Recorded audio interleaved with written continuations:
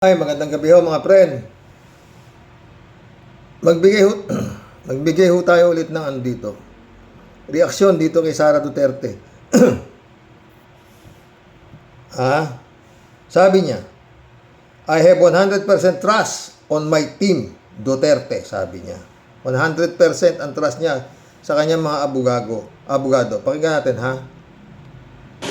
Impeachment, meron po kaming spokesperson sa impeachment at binibigay ko po ang buong tiwala ko sa aming defense team at ang gusto lang sana namin ay mapabilis yung proseso dahil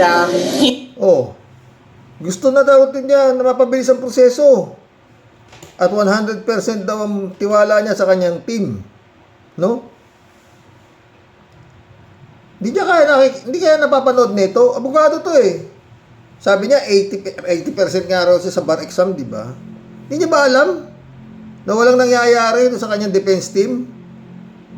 Na maski na sinong magsabi ng matataas na abogado, mga justices, nagsasabi na prosecution ang nananalo. Lalo na dyan sa grave threat. Ano to? Tuloy nga natin. Hindi pwedeng tumatagal yung proseso natin na nag-iisip yung mga tao na ano ba, totoo ba may ginawang masama, hindi ba totoo yung mga akusasyon. So dapat mabilis yung proseso kasi nga, di ba, sa ating konstitusyon, nandyan yung speedy administration of justice. Yun naman pala eh. Bakit hindi pa kayo magbutuhan? Total yun lang naman ang hinihingi dyan. Hindi naman ito makukulong eh. Kukumbik lang o i-acquit. Nagmamadali na rin si Sara. Oo, madaliin na raw itong proseso na to. Di ba? Tuloy natin. Sabi nila mas magiging mabilis pag naandyan po daw kayo, dadalo kayo personally sa impeachment. Maganda yung tanong ha. Sabi nila mas mapapadali kung dadalo kayo personally. Kasi siya nga ang ini-impeach eh. Di ba? At tingnan niya sagot niya. Mahalingin pa yun. Hindi po totoo yun kasi hindi raw totoo na mapapadali kung pupunta siya. Hindi raw totoo yan, ha? Hindi raw totoo na kailangan pa siya dyan. Maski na siya ang pinag-uusapan dyan, ha? Fully represented ako ng ating defense team at kita mo? Fully represented ako ng aking mga defense team? Yan ang problema mga friend. Kaya nga dapat ito, isang pa na yung ibang kaso nito, total siya naman aapure. Magbutuhan na. Hanggang dito lang tayo sa pwede naman gawin ng prosecution yun di ba? Para madali, nag-aapuro na si Sara. Magbutuhan na. Pwede naman siguro i-request na, kasi nai-atras nga nila yung mga ibang witnesses, di ba? Para madali ng prosecution. Ba't di ba nila i-atras yung bribery na yan? At saka yung unexplained wealth na yan. Tama na itong dalawa. Itong confidential fund at saka itong grave threat. Total, conviction lang naman eh. At kuita lang dito to hold public office, di ba? Yun lang naman eh. Walang kulong eh. Di isabay na yung kung ganito naiinip na si Sara. Mga sinatong, di ba? Tuloy. Sufficient yun na meron kang mga abogado doon na nagpa-participate doon sa process. Yun ay para na rin pagdalo ng respondent doon sa impeachment. Hindi Kung nandun daw yung mga abogado niya ron yun na rin daw, para na lang daw siya dumalo doon. Ano ba itong, saan ba itong abogado, no? Sa kaya to? No? Siyempre, kailangan ikaw nga inaakusahan bakit? Ewan ko, no? Pero, kung sa criminal case yan, hindi pwede yan. Kailangan nandun yung katawan mo na ikaw ang doon, dahil ikaw ang ikukulong, ikaw ang babasahan ng sakdal. Di ba? Kaya lang, hindi ko maintindihan bakit yata pumayag itong Quezon City Regional Trial Court na to na makipag-oral agreement pa, kaya hanggang ngayon wala pa yung arrest warrant na inilalabas dito. Napipigil, no? Tuloy. Dahil hindi naman ako abogado para sa impeachment ko. Hindi nga ikaw ang abogado, ikaw ang akusado. Gago. Hindi nga ikaw ang abogado nung impeachment mo. Ikaw ang akusado. Ano ba naman yan?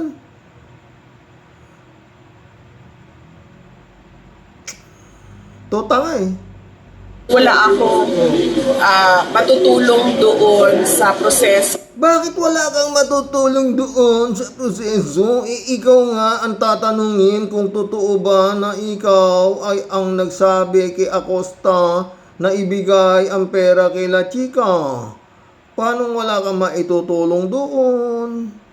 Kung ikaw ang nagbigay ng ikaw ang order na oo, di ba?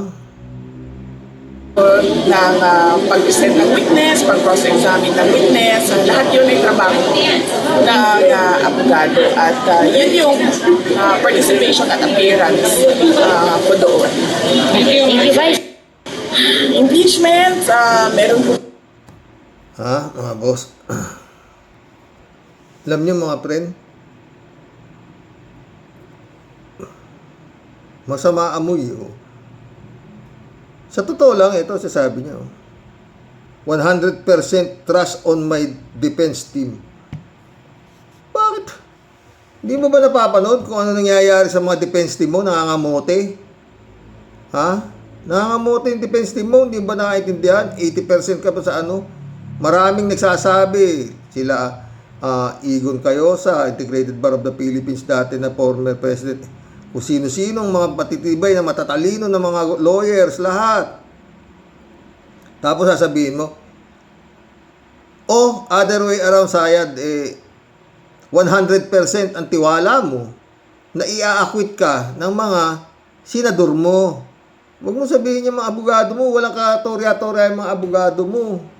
Sa totoo lang, at yun nga, paulit-ulit, hindi pa na pinanganak ang mga abogadong magpapanalo ng ganitong uring kaso. Kagaya ng grave threat, sige nga, paano mo itatablay niyan? Ikaw ang nagsalita dyan na pinapapatay mo si Bongbong, si Lisa sa kasi. Sinong abogado kukunin mo riyan para maipanalo yan? Tapos yan namang yan sa paglustay mo niyan, confidential pa na yan. Sinong abogado ipapanalo mo dyan? Ikaw na nga ang tinuturo na nagsabi na ibigay mo kay La Chica, hindi naman si La Chica dapat. Lahat ng wala na kung kaano-ano to. Dapat nga magbutuhan na nga eh. Oo, total apurado rin siya, diba? Magbutuhan na. I-atras nyo na yung bribery. Isampa na sa korte yan. Parang kagaya rin nung grave threat.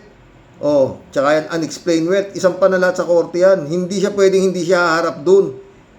Ako na, ko dito, parang itong impeachment trial na to parang nagsasayang lang ng panahon to dahil malamang sa alamang 100% sure ito na maa-acquit siya dahil baka hindi nga maka-16 boto. Mantang may inaaksa yung pera yan sa hearing na yan. Ngayon 2 beses na postpone. Lunes na naman daw. Ang pinag-uusapan naman, wala naman na talagang kaano-anong usapan. Inamin na nga ni Acosta. Lahat-lahat na inamin na ni Acosta. Nautusan lang ako ni ma'am, ibigay kay La Chica. Sabi nung wala na talaga to. Nanood ako kanina mga preno Historicon. Sila Regina Lay, si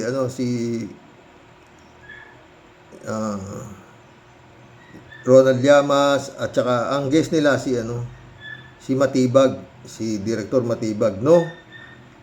Naitanong doon tungkol do sa ni-raid na putahan ni Mike Defensor. Di ba sinabi ko na sinampa na raw yung kaso, di ba? Wala eh. At ayon kay Ronald Llamas, ang balita niya, yung mag-ina ni Defensor, wala na rito sa Pilipinas. ang sabi ni kasi una raw sinampahan nila, sabi nitong si Director NBI, yung mag-ina. 2 beses daw sila nagkaso sa Department of Justice yata. Oo. Yung isa naman, isinama na nila si Defensor, yung tatay, kaya mag-ina na silang nakakasuhan. Nandun daw sa nandun. Wala pa, kumbaga. Wala pa hanggang ngayon. Oo. Yan ang problema dito mga friend. Napaka-importanting kaso, dapat ito binibigyan na ng prioridad. Lalo-lalo na itong sa mga Duterte na to. Kung bakit ang tagal. Ang tagal. Hindi naman dinidismiss.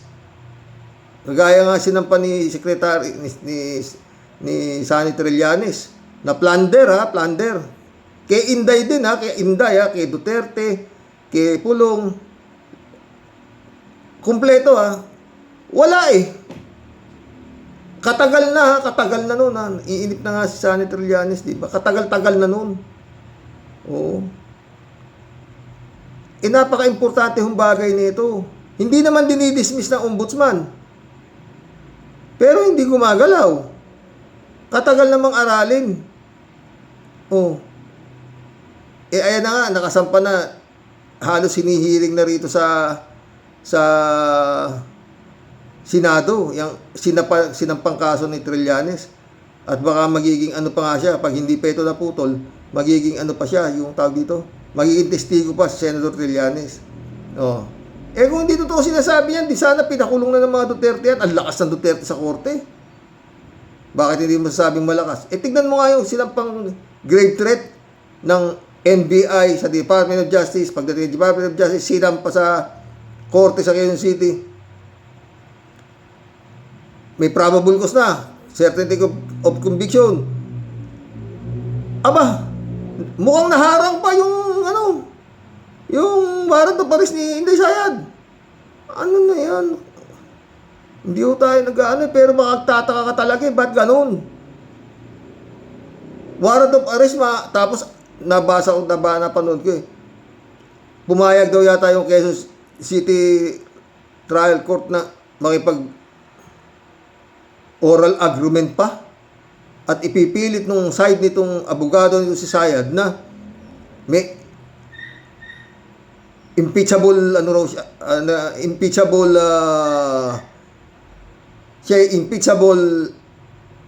employee, parang gano'n.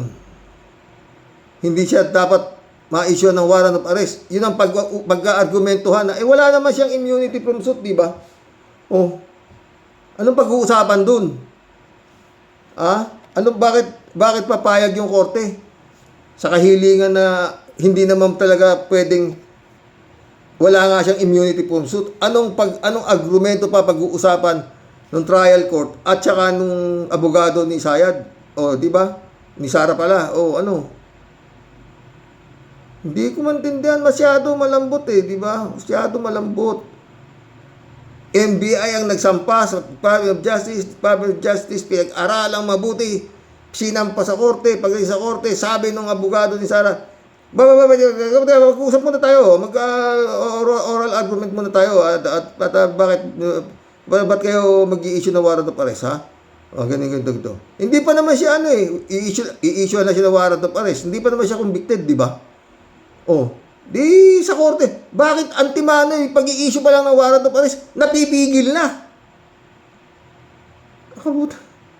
Ang nagsampa Department of Justice. NBI to Department of Justice, sa korte. Pagkatapos, eto ngayon, abogado ni Sara. Hindi pa pwede yan, mag-uusap-usap muna tayo. Ganon.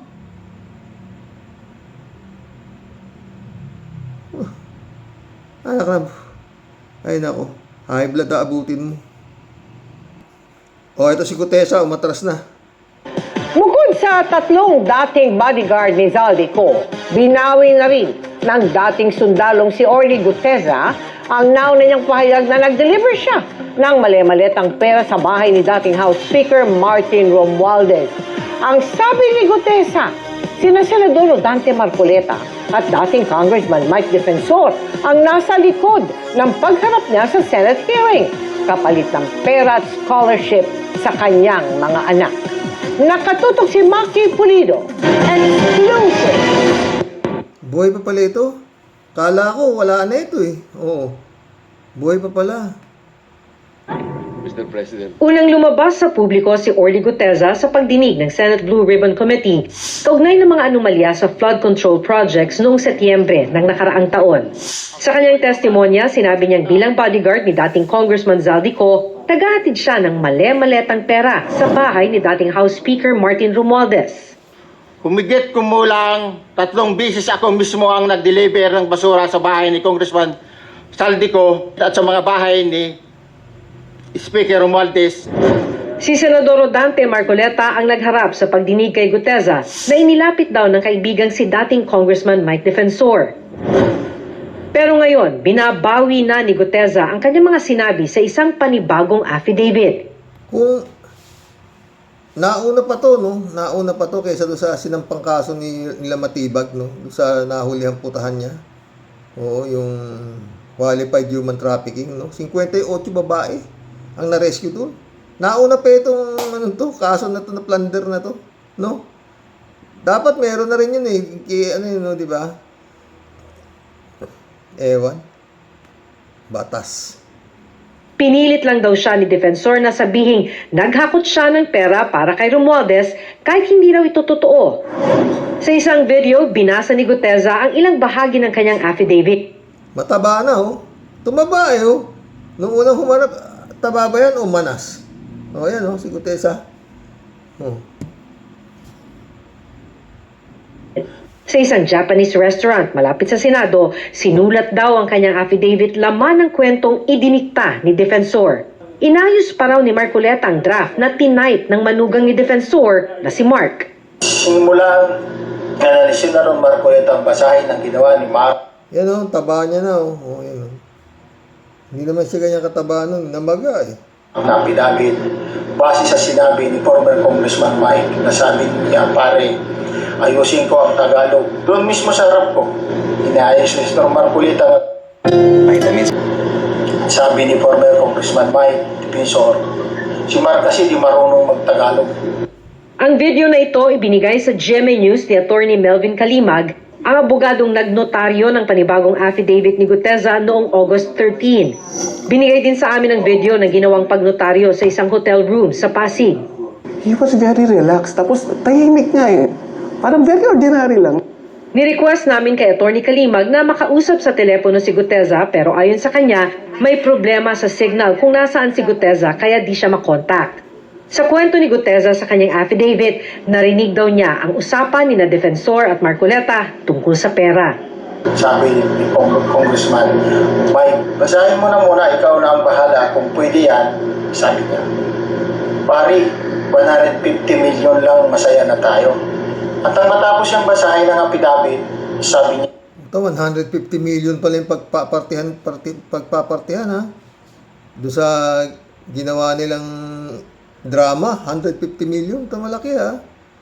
Oo, tuturo lang nila si Romualdez, no? ito na yung missing link na hinahanap natin kasi puro sila Zaldico at ikaw lang ang makapagbabanggit kay former Speaker Martin na di-deliver ng pera. Pinangakuan daw siya ng pera at scholarship sa mga anak.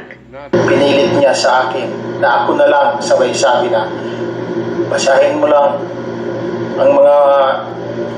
lang yan at mababayaran mo naman. Ako ay pilitan Wala ko siyang binabasa, ha?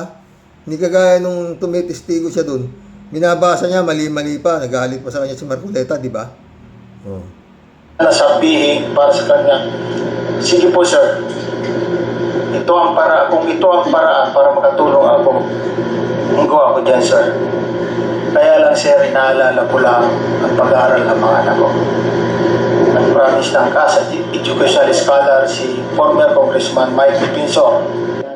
Kinabukasan, bago sumalang sa Senate Blue Ribbon Committee hearing, kinausap pa raw siya ni Marcoleta at sinabihang huwag lilihis sa nakahandang affidavit. Kaya nang mag-adlib daw siya sa pagsalang sa hearing, napagalitan pa siya ni Marcoleta. Paulit-ulit na sinasabi na voluntaryo ang aking gagawin at tinuturuan niya ako na kung ano lang ang nakalagay sa sa affidavit na ginawa. O, yun lang. Ganun naman. Yung sinasabi niya, yun ang nangyari, di ba? O, di ba? Pinagalitan pa nga siya ng Marcoleta, di ba? O, yun ang nangyari. O. Yari talaga to si Marcoleta, tsaka to si panibagong kaso na naman to. Ni Marag na asawa ng anak ni former Congressman Mike Penson. Yan lang mag-focus. Sinagot ko, opo sir. Pagkatapos ng Senate hearing, hindi na raw siya muling kinontak ni na Defensor at Marcoleta. Doon ko natansya. Ba't ka naman kukontakin? Hindi ka naman pinaniwalaan. O, lagka leche-leche nga dahil paano ka kukontakin? Mali-mali nga yung ginawa niya sa Senado, di ba? Napagalitan pa nga siya ni Marcoleta.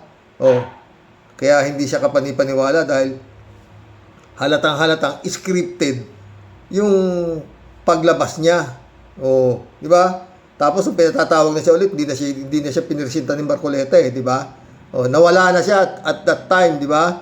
Kala ko nga patay na ito Yung pala buhay pa tuloy. Na ginamit lang talaga nila ako sapagkat huli na ang lahat ng mga pangyayari at ako'y lubos na nagsisisi. Sinusubukan pa naming kunan ng pahayag sina Marcoleta at Defensor.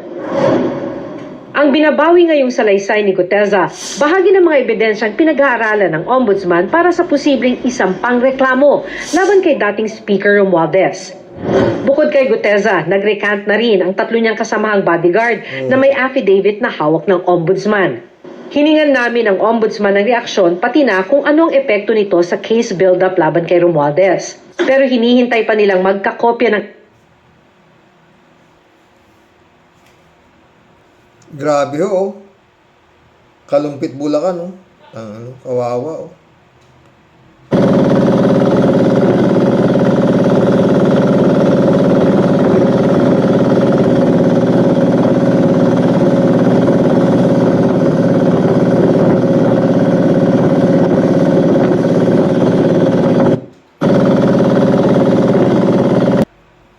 Ito mga pre, natawa ko dito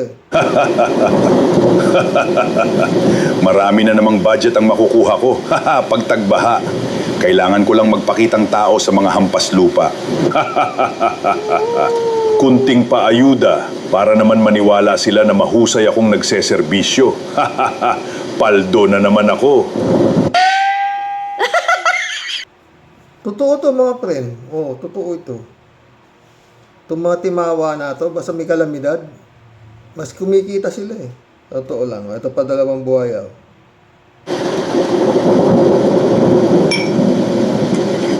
Excuse me po mga Your Honor, bumabaha na po ang paligid ang mga nasasakupan nyo. Wala ba kayong aksyon? Relax ka lang, iha. Sanay mga yang mga tao sa baha. Kumpadre, hati pala tayo sa ayuda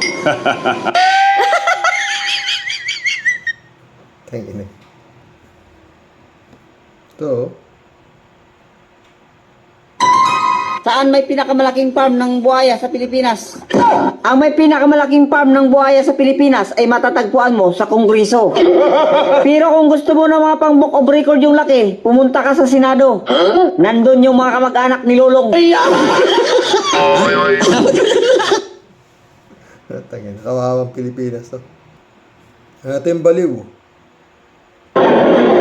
Pagdasal natin ang Pilipinas, ngayon, kung okay lang sa kanya, hindi okay sa akin, dapat respetuhin ko na okay lang sa kanya. Hindi ko aatakin yung tao. Bakit ko aatakin? Yung paniniwala ko, hindi naman yung paniniwala. Parang Diyos lang yan. Naniniwala ka sa Diyos, ako, hindi. Respetuhin mo ako. Hindi ako naniniwala. Ikaw na naniniwala sa Diyos, respetuhin din kita. Pagdasal natin ang Pilipinas. Sa totoo lang mga pre, paulit-ulit ako. Pag ito nakatakbo, next year, filing of candidacy na. No? His Excellency. Maraming nagsasabi, manalo na yung iba, wag lang Duterte. Wala nang Kawawa ito. Kawawa, Pag ito nakabalik, paulit-ulit, nasa iyo lahat, His Excellency. Hawak mo lahat halos ang alas eh. Kita mo yung tatay nito? Walang COA, lahat. Lahat na ano niya, na control niya. Bakit di ko masasabing na control niya? Putang ina, sobra-sobra siyang inimpeach ng Kongreso. Sa mga kawalang niya ang ginawa niya. Binaboy niya ang human rights, marami siyang pinapatay. Grabe talaga. Walang nag-file ng impeachment dito kay Digong. Walang nakapagkaso, kaya nga nakarating na sa ICC, di ba? Ngayon, ikaw pa rin ang sinisisi na yung ICC raw, tutaan yung dalawa ni Trillanes. PBBM, sana makarating to sa'yo. Sa inyo, kagalang-galang na PBBM. Maraming nagtanggol sa'yo. Siguradong yan. Lalong-lalo na si Atty. Claire Castro. Talagang sinalubong niya lahat eh. Ang batikos.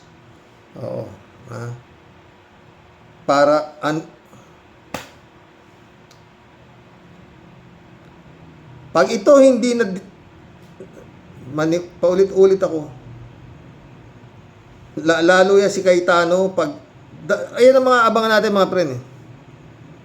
Yung Cayetano, yung Ligarda, etong mga Duterte, pag itong mga ito hindi na walis to, inutil tong gobyerno na to, wala na ako ibang sasabihin. Mag-collab na tayo mga friend. Mantakin mo yung Cayetano, putang ina, mahigit 84 hectares reclamation puta na, ibenta na. Kumpleto papel. Si Ping Lacson, isinampa na sa ombudsman. Hindi na dinaan hindi na dinaan sa Senado, hindi na. Diretso filing sa ombudsman, pwede pala eh. Bakit hindi rin yun ang gawin? Dito kay Sayad. Diretso nyo na doon sa ombudsman. Pagkatapos na itong article na ito na grave threat at saka itong confidential fund na to. Tapos na, diretso na sa ombudsman yung mga natitira pa, magbutuhan na sa Senado. Ganun na lang kasimple yan eh. Sana makarating to sa inyo, PBBM, no? Yun lang yun. Wala namang immunity from suit. Wala ka namang kasalanan. Di ba? At pakalkal mo. Dapat COA, kalkalin ninyo. Yung mga ninakaw na ito mga to sa Davao.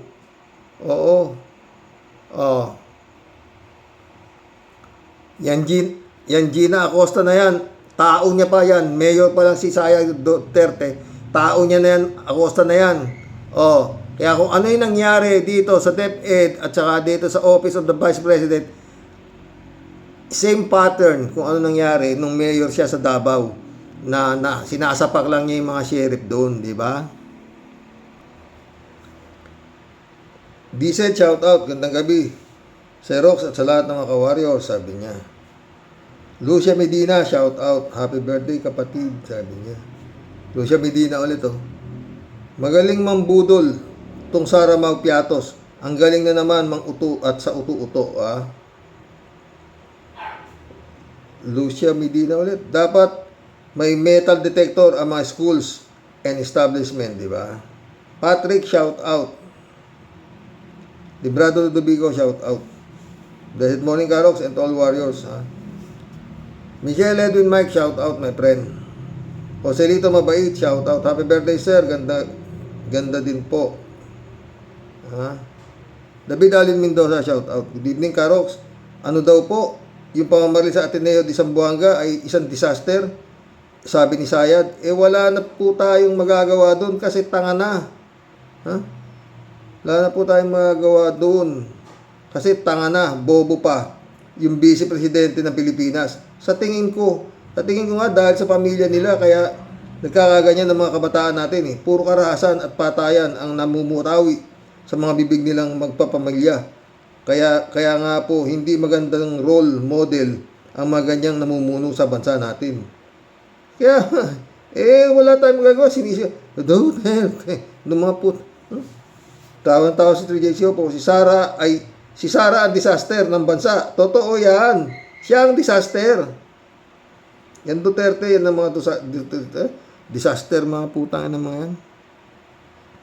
Social Medina, thank you, kabayan, Mr. Sa totoo lang, sa patuloy po ninyong pag-expose ang katiwalian ni Sara Mau Piatos para hindi na makabalik sa kapangyarihan ang mga Duterte na walang respeto sa buhay ng tao at sa kaban ng bayan. Totoo yan, Lucia Medina. Ha? Ang problema nga, itong gobyerno na to ni PBBM, pag ito hindi na ipakulong at hindi natanggal, inutil itong gobyerno ito. Yun lang masasabi ko. 3JCO. Kaya nga talagang mahirap din ang ganitong gawain ng mga mag-vlog ka araw-araw para lang makatulong sa maipaglaganap ang mga nangyayari sa bansa. Kudos to you, Sir Rose. Yet, shout out. Nasa magulang yan kasi ala pa sa gustong edad yan, yari damay, dapat magulang ang kinakalakihan niya, yang walang takot. O, diba? Yung palang grade 8 student, ang binaril niya grade 10, pero siya nagpakamatay din. Binaril niya rin sarili niya. Mary Lebron, shout out. David Allen Mendoza. Dagdag ko lang po, Sir Rox. Sabihin na naman ni Sayad na kaya kailangan ng COMPI at intelligence panel dahil sa mga ganyang insidente sa paaralan. Yun yan tumbok niyan. Saka nito si Kimo. Oh. Ang sa akin naman po ay dapat yung mga nagmamay-ari ng baril ay maging responsableng gun owner. Dapat nakatago ang mga sakadero o kaya ay nasa loob ng cabinet na may lock para di basta-basta makukuha ng mga kabataan. At tama po kayo. Dapat ang mga magulang o guardian ng mga bata ang responsible sa mga ganyang pangyayari. Dapat ay maglaan sila ng oras o panahon para sa kanilang mga anak. Totoo. Pero yung yung daw baril, sabi nung tangang tatay niya, naiwan niya raw sa kotse. Oo, naiwan daw niya doon sa kotse. Oo, mataas ang tungkulin ng tatay nung namaril sa Bureau of Custom. Sumagot si 3JCO po, hindi naman niya responsibilidad dyan dahil meron nga tayong mga police, NBI at ibang ahensya na responsible sa ganitong mga issue. Ang dapat pagtuunan ng DepEd Secretary at educational standard ng mga mag-aaral. Gusto ni Sara na kompipan, dapat doon siya nagtrabaho sa military o sa PNP. Totoo. Gabi. Maricel Chen, shout out. Belated happy birthday po sa iyo, Sir Rox. God bless po. Long live po. Salamat Maricel Chen, ha. Pastor Jun Lagon, my friend, shout out. Good evening, Karox. God bless your family. God bless ka lahat ni Baya.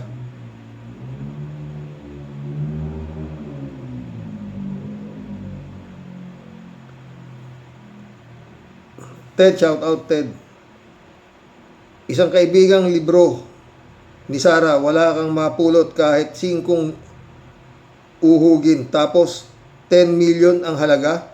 Kahit nga ang nagsulat, wala ring halaga. Tapos, ang mahal ng singil. Wow. 10 million. Ted ulit, produkto ba si Sara ng bent dalo? Baka bent over. Sila ang produkto ng bendalo yung mga putang ng mga Duterte na yan. Mantakim sa Davao, sinasapak lang yung sheriff. Shirley Jaser, Tapos yung COA pinagmumura lang ni Duterte. Ha? Tanginang yan. Shirley Jaser, Mario Joseph, kung ano-ano na naman ang sinasabi ni Inday Takaw. Yun nga ama mo, 35K ang pinapatay ng mga Pilipino. Yun yung alam namin. Paano pa kaya yung mga nawawalang ibinaon kung saan-saan na lang? Ikaw nga, Mayor, pinagsusuntok mo yung pulis at nag-idea ka ng tukhang. O, diba? Siya may idea ng tukhang, Ted ulit, Bakit nga ba nalulusutan si BBM ng mga dokumentong may illegal request? Tulad ng mga sinasabing insertion at napipirmahang hindi niya namamalayan. Hindi naman Ted, Ako, tingin ko hindi siya nalulusutan. Kasi sinasabi naman niyang insertion, hindi naman siya illegal. Basta ilagay mo sa tama yung inilagay mong insertion. Yan ang sabi Hindi yung in-insert mo tapos pag naibigay sa yung kwarta, i-insert mo rin sa bulsa mo. Yun ang illegal. Kagaya nung ginawa nito si Kawatano, putay na ilang picture lang yung pinapakita, singil na singil, yun at yun din. Nako, kay Tano, todas ka kay Ping Lacson, di ba? Kulang ba ang katulong niya sa pagbabasa? O siya lang lahat ang gumagawa sa tambak ng dokumento dumadaan sa kanyang opisina? Hindi, Ted, palagi ko to si PBBM nito, Yun nga, tiwala siyang masyado dun sa mga animal na mga kongreso, senado, na mga ulul. Tony Las Kagia. Si Rox, advance happy birthday po. Ingat po. Romel Johnson, shout out. Correct ho kayo, sabi niya. Rudelia Alpilor, shout out Hello po, Sir Rox. Grabe talaga ang demonyita na yan, sir. Kaya tuloy din ako nanonood pag may mga balita sa gobyerno. Kaya tuloy nasabihan ni Christian, ay ewan ko na po, kitang-kita na mga kaanumalyahan ng Sirano style na yan. Nakakagalit na po talaga. Tama ka, Sir Rox. Wala kasing sama sa kabalahurang bibig nila Lord. Sorry po. Ingat po tayong lahat. Ngayong walang humpay, mga nangyayari lahat ng mistulang dagat, ang lahat halos ng lugar, Sir Rox. Andyan ang minor de edad na pumapatay. Sayang, matatalino pa man. Ingat, Sir Rox, and God bless us all po. God bless Rodelia. Friend Shervin Sapeda, shout out. Christian Sem, July 7, Alcantara, Analisa Apolinar, shout out sa inyo mga friend, Friend Shervin, Tia Deli, salamat ulit. Sabi ni Tia Deli, Sir Rox, nagbabagong puri si Lucrecia. Di ba, Sir Rox? Super wow na wow. Pero teka lang po, Sir Rox. Di ba sabi po niya, handa raw po silang tumulong sa disaster tsurba na pinagsasabi niya, nasan po ba siya ngayong matanong ko lang? Di ba nasa malayong bayan si Lucrecia di Magiba? At nagliliwaliw at nagpapakasarap ka sa paglustay ng bilyon-bilyon na ninakaw mo sa kaban ng bayan, Hoy, babaeng naaagnas, wag mo na kaming itutulad sa iyo na sobrang pagkabobo at pagkainutil ng utak, okay? Sinong ginagago mo? Kami ba na yawa ka, Bakit di mo kaya unahing harapin yung mga nakasupalpal sa pagmumukha mo ng mga kaso mong pwede ka ng makasintensya ng bitay at silya elektrika? Dahil sa pambababoy mo sa paglustay ng kaban ng bayan, at sino ka bang pisting yawa ka, Aber? Nako nakapanggigil ka talaga ng kalamnan at kasuan na halimaw ka. Palibhasa, natapalan mo na ng kutakot na kwarta mga liporis mo, kaya ayan, okay lang kanila ang magmukha silang mga tanga at inutil dahil sa sandamakmak na anomalya laban sa iyo, pero sila ang sumasalag ng bala para di ka mapatapon sa kumunoy na impyerno. Hindi ka talaga tinatabla ng hiya, no, Lucrecia? Naku, hiya. Alam mo, Tia Deli, yang hiya kay Lucrecia, panghimagas lang niya yan. Pakalat-kalat ka kung saan-saan, pero alam ng buong mundo, guilty ka sa lahat ng kasong isinampa sa'yo sa buwisit ka. Malamang natutulog ka sigurong nakadilat, no? Yung kahit anong pikit mo, ipikit mata mo, ayaw sumara. Kasi gising na gising ang diwa at utak mo dahil hindi mo malaman kung saang kuweba ka ngayon magtatago. Umanda ka kung Lucrecia. Maghuhurimintado ang bansang Pilipinas kapag ikaw ay inakwit ng mga kampon mong mga demonyong senador. Tingnan natin kung gaano ka talaga kastig kapag ikaw ay kinaladkad na papuntang loob ng selda. Yung mga inutil na senador at bobotong wala kang sala, mga taong bayan, ano pa po ang hinihintay natin? Ano po? Papayag po ba tayo na ganun-ganun na lang? Ano yan? Parang nag-jack empoy lang? Yun talagang punta niyan, tidili ka. Yung natalo, lalaban pa ulit. Ano kami, bali? Dapat po, Xerox, yung mga alipores sa pangunguna ni Boy Lamon, hindi lang dapat dinidigdig ng Almirez. Ang dapat na parusa sa kanyang bulating patotoy, firing squad po silang lahat. Dapat, para makakuha na po talaga tayo ng hustisya sa mga pinutukan po ng lintik ng yawa. Si Cayetano, panay pa din ng hirit ng ermitanyo sa gubat. Si Luga Loren, parang nakancel na din ng passport ng mag-inang buhaya. Ano po ba ang hahanapin at iniintay po natin paglalambatin na po yung mga halimaw na yan at nang magkaroon na po tayong lahat ng katahimikan. Ewan ko nga, palagi din lang natin pong bumaba dyan sa atin. Bakit hindi po silang lahat ang gawing pangsangga sa baha? O kaya po, Xerox, ipaanod po silang lahat sa baha ng tang-inumin nyo. Puro kayo mga demonyo, mga hayop, mga leche, mga buisit, kinam. 3J show na naman, Xerox, sunog na sunog si Daryl Yap kay Auntie Claire. Sabi ni 3J show po, Xerox, sunog na sunog si Daryl Yap kay Auntie Claire.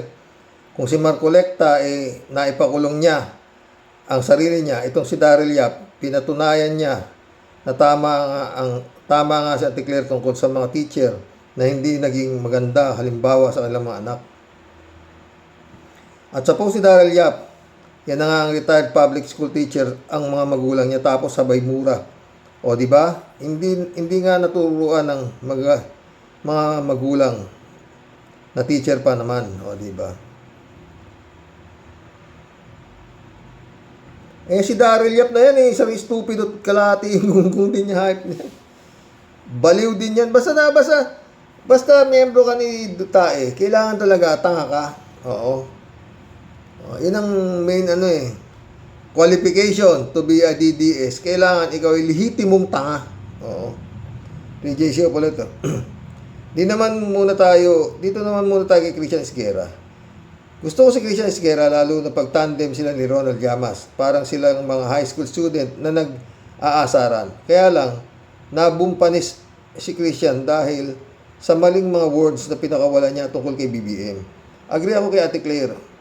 At naipaliwanag din ni Ka Enzo na maayos. Oo nga naman, hanggat wala talaga tayong solid evidence, huwag tayong mag-accuse. Ngayon, kung mga vlogger lang ang mga DDS, nawapaki, talagang nag-accuse sila kahit fake news. Pero si Christian na isang batikang journalist at kapita-pitagan, nagkamali lang naman. I hope he realizes his blunder. Matalino si Christian, di man siya BBM, wag nating sabihan ng ganun, igalang naman natin ang Office of the President. Ibig sabihin, di mo gusto si BBM, okay lang, pero igalang natin ang Office of BBM represent.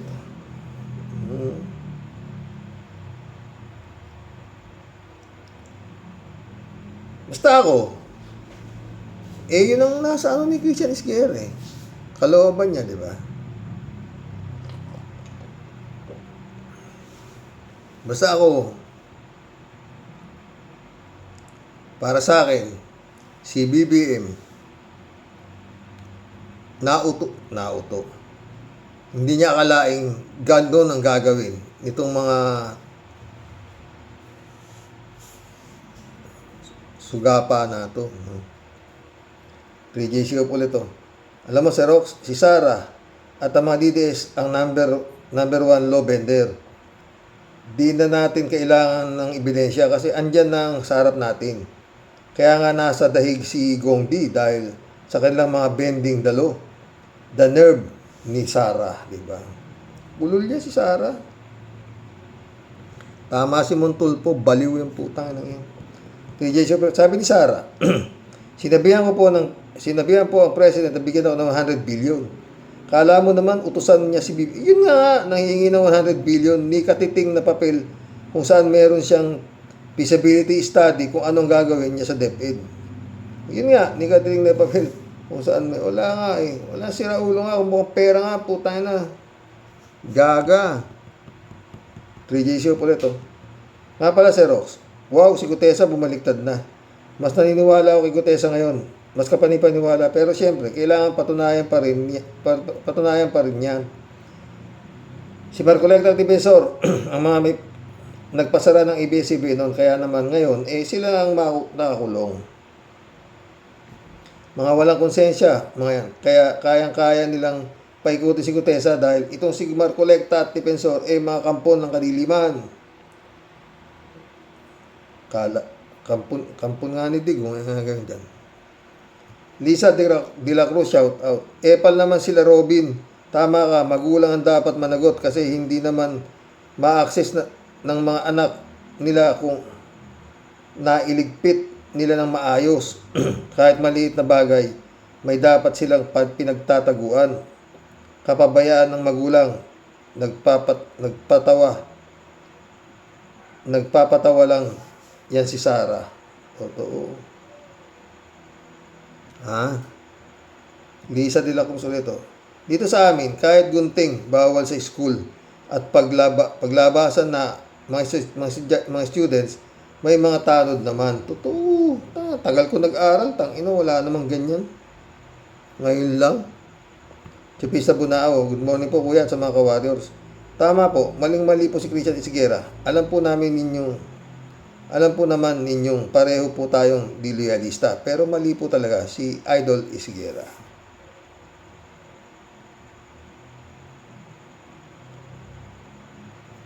Marilo Pabiano, shout out na ka. Good day po tayo sa mga ka-warriors. Tumigil na sana si Sara sa mga paimbabaw na pagiging responsible bilang leader ng bansa. Kung may mukha pa siyang maiharap sa taong bayan, nililitis siya sa court tapos gusto pa din niyang patulan siya na responsible candidate. Ay, kakadismaya. Gising-gising na po tayong mga Pilipino para sa pagsulong sa bansa natin. Eddie Luna, shout out my friend. Tama, sabi mo, Karox. Katangahan ng magulang yan. Walang kwentang magulang ang magulang ng batang namaril. Pabaya.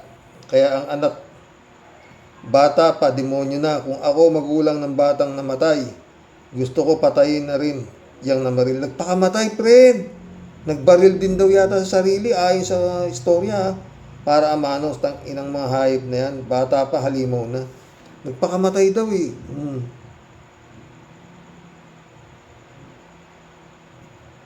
Eddie Luna ulit. Karox, anong palagay mo ang kauuwian ng impeachment na yan? Karox, kahit pa mataas ang bahay nila, ang bako nila, bakit hindi sila lumalabas ng bahay? Sa labas sila katayin para maubos ang salot sa Pilipinas. May bodyguard, friend eh. Mission accomplished, mga friend. Shout out, friend Amy Bingson, Dolor Garcia. Eman Scalona, nak, shout out. Christian Cheng, nak, kati, no? Hanggang bukas mo muli. God bless. Marami naman tayo napagkwentuhan, no, mga friend. Sayad na naman napagkwentuhan. Marami, di ba? Si Cayetano, napagkwentuhan natin. Yung gagong Gutesa, di ba? Good night. God bless. Dasal, mga friend.